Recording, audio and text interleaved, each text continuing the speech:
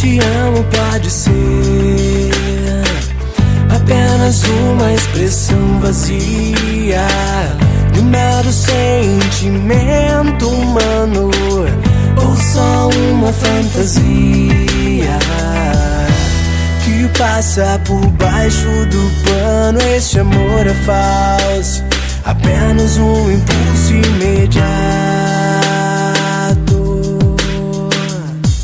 Porque o prazer de amar não é poder dizer que eu te amo sim, demonstra isso a você. Porque o prazer de amar não é poder dizer que eu te amo sim, demonstra isso a você.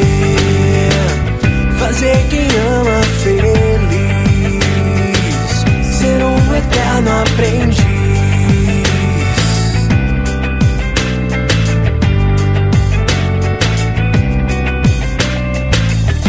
Mas se demonstrar a ela todo o seu amor, subindo na sua janela ou até uma flor, seja o que for, apenas um gesto de amor.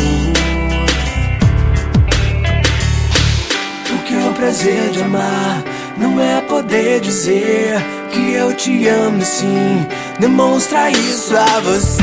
Porque o prazer de amar não é poder dizer que eu te amo sim, demonstra isso a você.